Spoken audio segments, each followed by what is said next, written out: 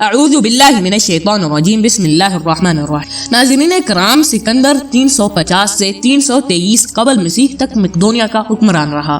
اس نے ارسطو جیسے استاذ کی صحبت پائی۔ کم عمری میں ہی یونان کی شہری ریاستوں کے ساتھ مصر اور فارس تک فتح کر لیا اور کئی سلطنتیں بھی اس نے فتح کی، جس کے بعد اس کی حکمرانی یونان سے لے کر ہندوستان کی سرحدوں تک پھیل گئی۔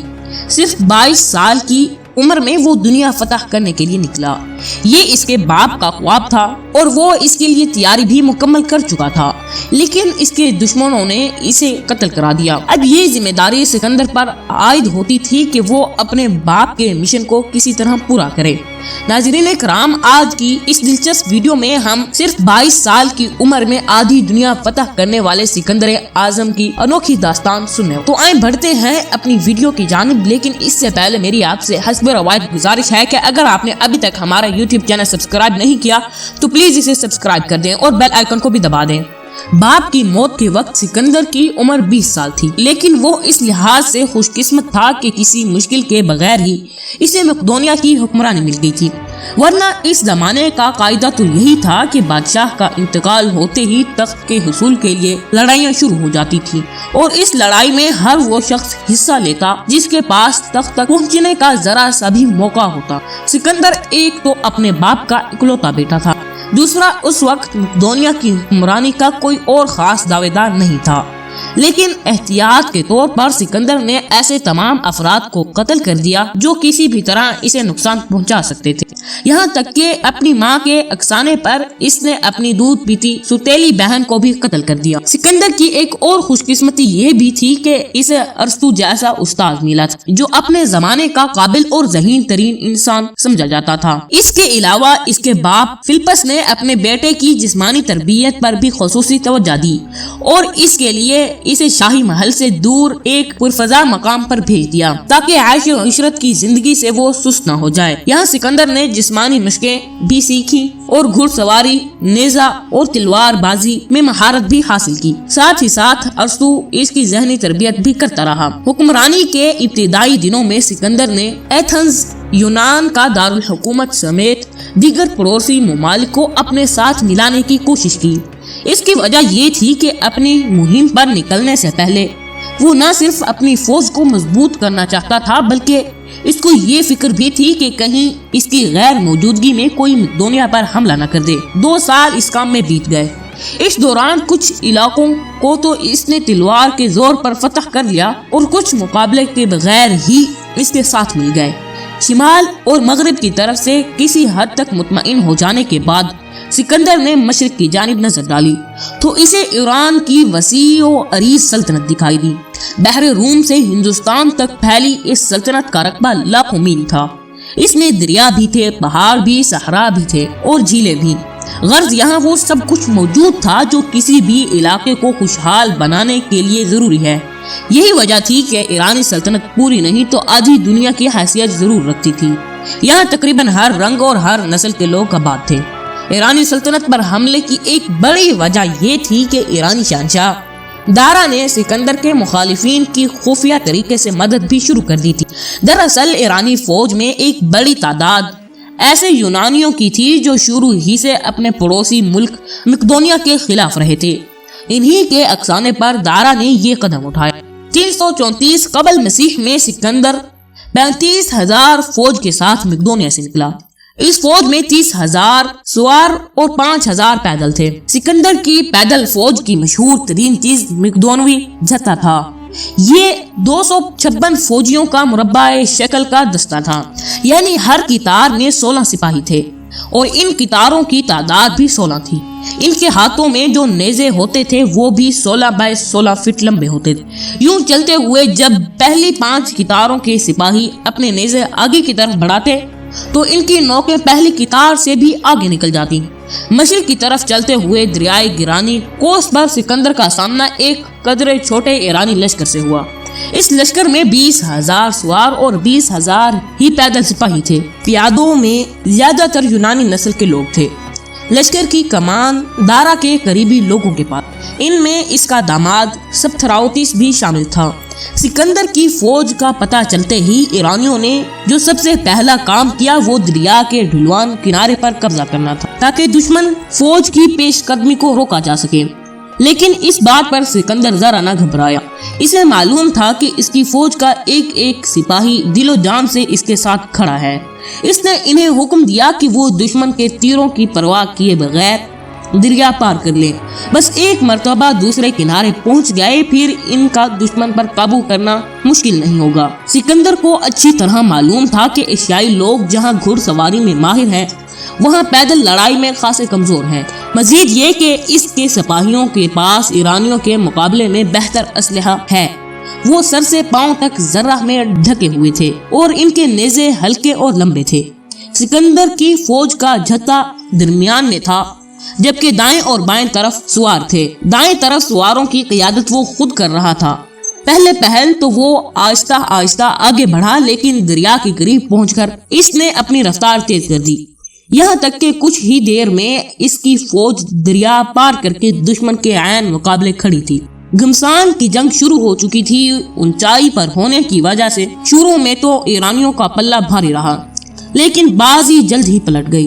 مقدونوی فوج نے جب خود اپنے سپہ سالار کو دشمن کی صفوں میں گھستے دیکھا تو ان کی ہمت بندھ گئی اور انہوں نے ایرانیوں پر کاری ضربیں لگانا شروع کر دی۔ سکندر چمکدار ذرہ پہنے اور سر پر مقدونوی کلغی سجائے ایک شام سے آگے بڑھا اور سیدھا اس جگہ پر پہنچ گیا جہاں ایرانی سپہ سالار جمع تھے۔ وہ اس قدر بہادری سے لڑا کہ آن کی آن میں ایرانی سپہ سالاروں کی لاشیں گرنے لگیں۔ سکندر کے بازو کی قوت کا اندازہ اس بات سے لگایا جا سکتا ہے کہ لڑتے لڑتے اس کے نیزے کے کئی ٹکڑے ہو گئے۔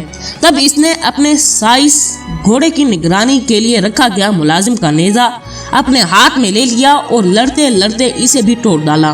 تب ایک سپہ سالار نے اپنا نیزہ اس کے ہاتھ میں دے دیا اور اس نیزے کے ایک ہی وار سے اس نے دارا کے داماد کا کام تمام کر دیا۔ جنگ جس طرح اچانک شروع ہوئی تھی اسی طرح اچانک ختم بھی ہو گئی۔ کئی ایرانی جرنیل میدان چھوڑ کر بھاگ نکلے۔ ان کے 1000 گھڑ سوار مارے گئے، باقیوں نے بھی بھاگنے میں ہی عافیت سمجھی۔ ایرانی سپہ سالار کی بدحواسی کا یہ عالم تھا کہ ان ہزاروں پیدل سپاہیوں کا استعمال کرنا بالکل بھول ہی گئے جو یونانی نسل کے تھے اور یونانی فوج میں اجرت پر بھرتی ہوئے تھے۔ یہ جنگ کے پورے عرصے کے دوران میں ایک جانب خاموشی سے کھڑے رہے اور آخر میں مقدونیوں نے ان سے 2000 کو تو گرفتار کر لیا اور باقیوں کو موت کے گھاٹ اتار دیا۔ دوسری طرف مقدونیوں کا نقصان نہایت کم تھا۔ ان کے 60 سوار اور 30 پیادے مارے گئے۔ البتہ ان مرنے والوں میں ایسے بھی تھے جو سکندر کے خاص آدمی کہے جا سکتے ہیں۔ گرانی کوس کی فتح کے بعد سکندر کا سامنا اسوس کے مقام پر ایک بہت بڑے ایرانی لشکر سے ہوا۔ اس لشکر کی قیادت خود دارا کر رہا اور اس میں تقریباً 1,00,000 سپاہی تھے۔ لیکن یہاں بھی ہمت ہارنے کی بجائے سکندر نے اعلیٰ جنگی حکمت عملی اپنائی اور جلد ہی دشمن کے پیر اکھاڑ دیے۔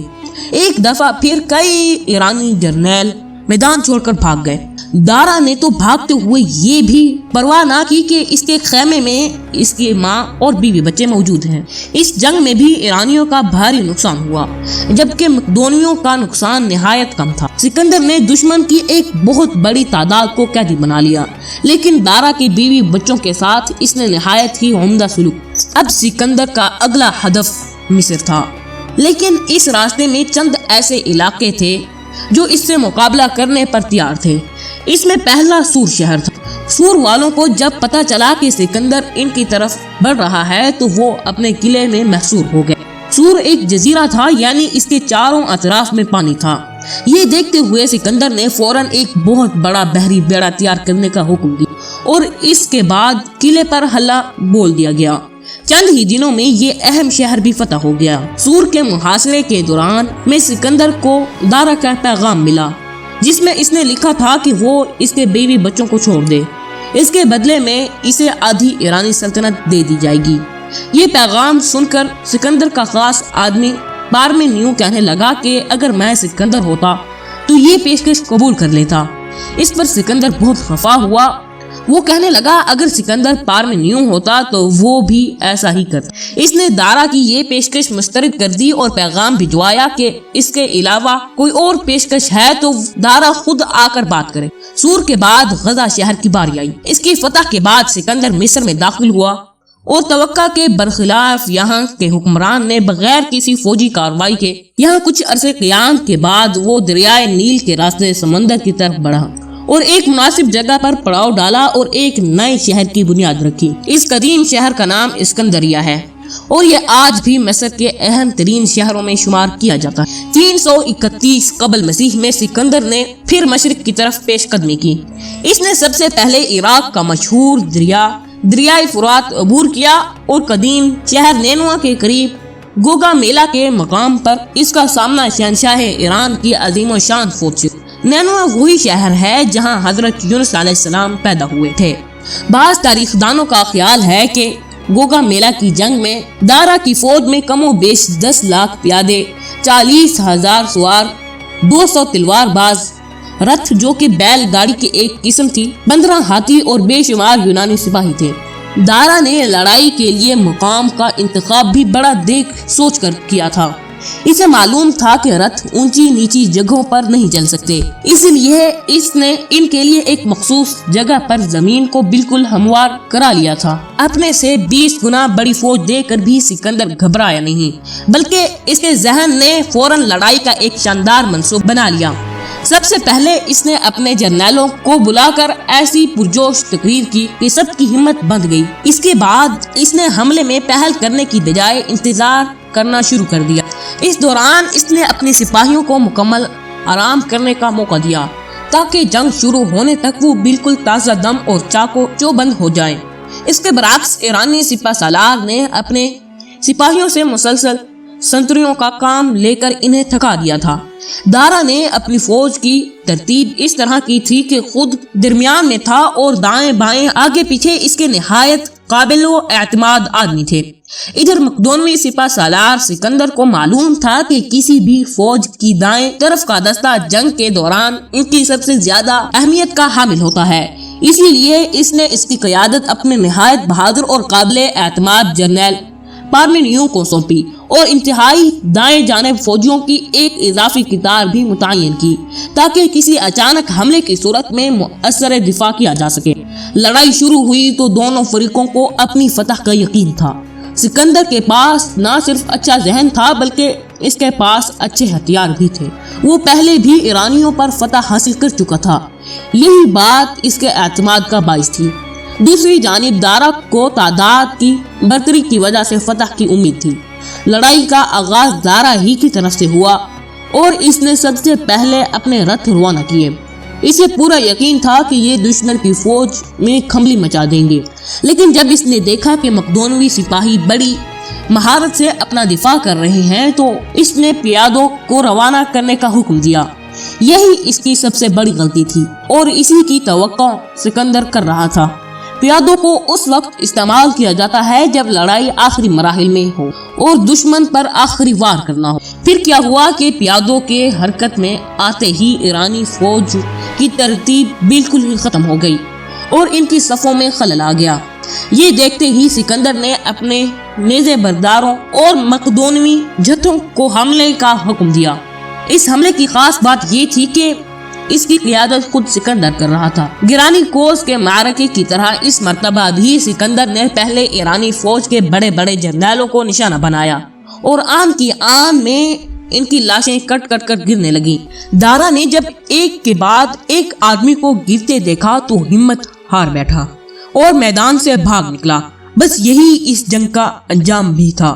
اس کے بعد اگرچہ ایرانی فوج کے جتوں نے تھوڑی بہت مزاحمت کی، لیکن یہ انفرادی سطح پر تھی اور یہی وجہ ہے کہ مقدونوی فوج کا بال بھی بیکا نہ ہو سکا۔ سکندر نے جب دیکھا کہ اس کے سپاہیوں نے میدان مار لیا تو وہ دارا کے تعاقب میں نکل تاکہ بار بار کے معرکوں کی بجائے ایک ہی دفعہ اس کا کام تمام کر دے، لیکن وہ اس کے ہاتھ نہ آیا۔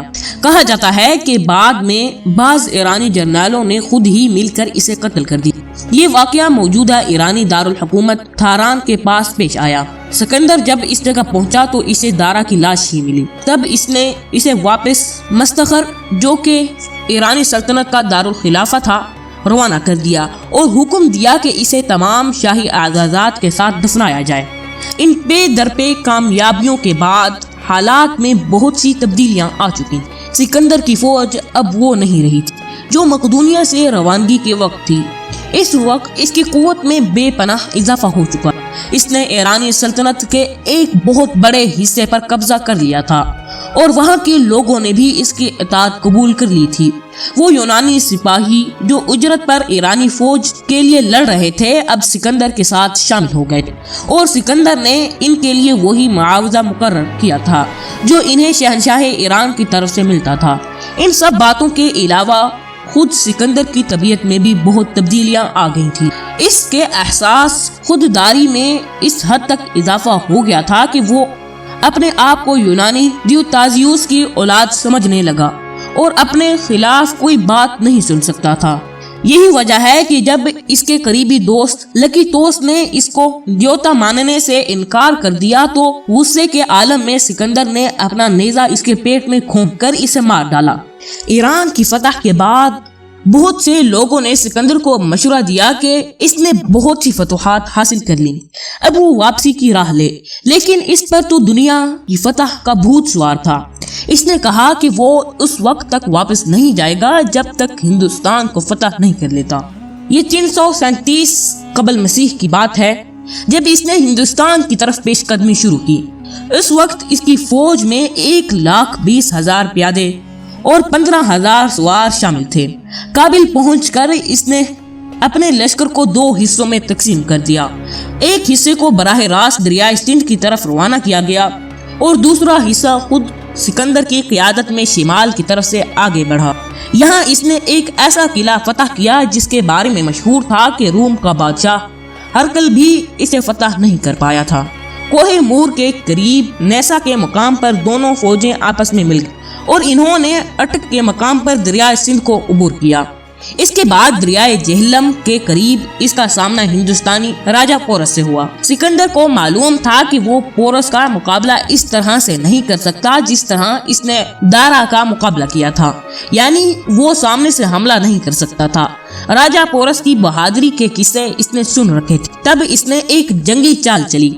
اس نے ایک جرنیل کی قیادت میں اپنی فوج کا کچھ حصہ پورس کے سامنے کر دیا اور باقی فوج کو لے کر ایک اور مقام کی طرف چل پڑا۔ اس سے پورس یہی خیال کرتا رہا کہ مقدونوی فوج کے وہی مٹھی بھر سپاہی ہیں جو اس کے سامنے ہیں، لیکن اس کی بے خبری کا فائدہ سکندر نے ایک طرف سے حملہ کر دیا۔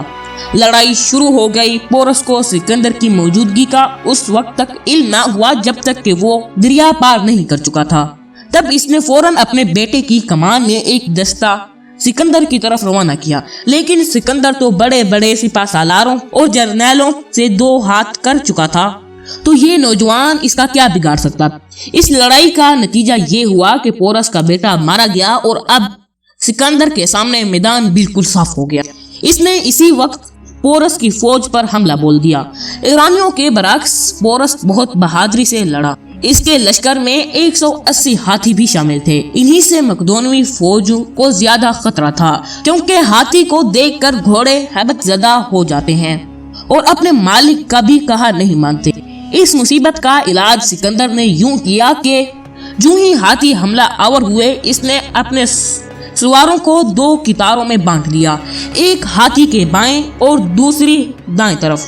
یہ سوار ہاتھیوں کو دکھیلتے ہوئے ایک تنگ سی گھاٹی میں لے آئے۔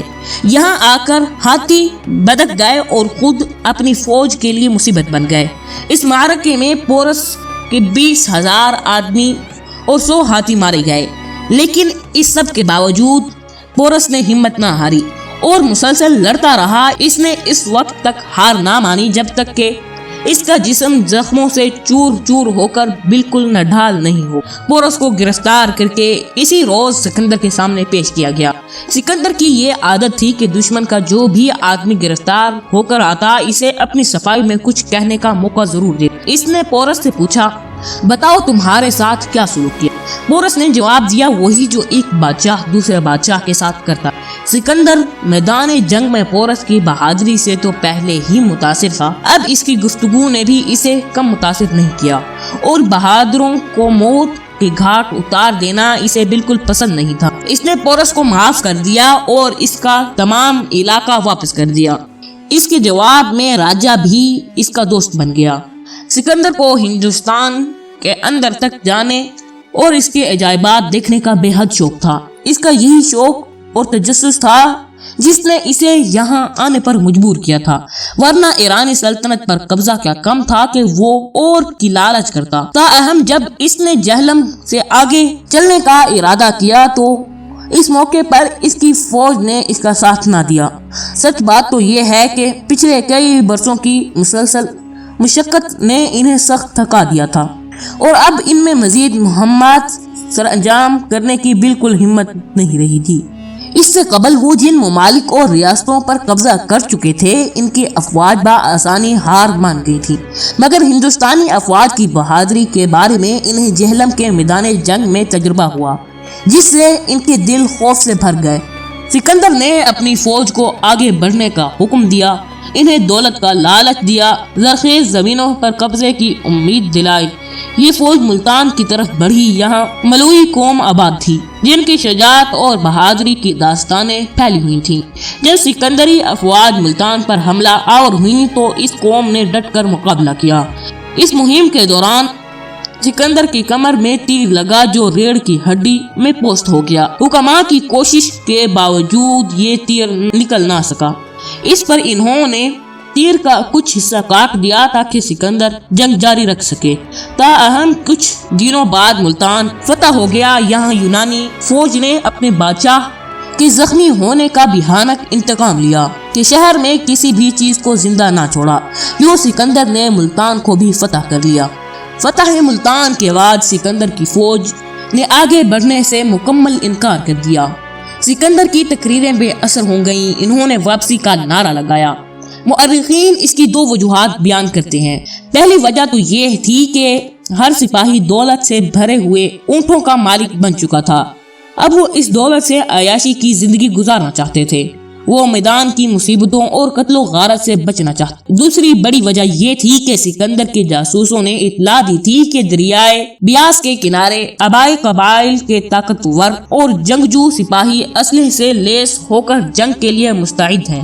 یہ خبریں سن کر سکندر کی فوج بدل ہو، انہیں پورس اور ملتان کے جنگجوؤں نے ہلا کر رکھ دیا تھا، اسی لیے وہ وطن واپسی کا سوچنے لگے۔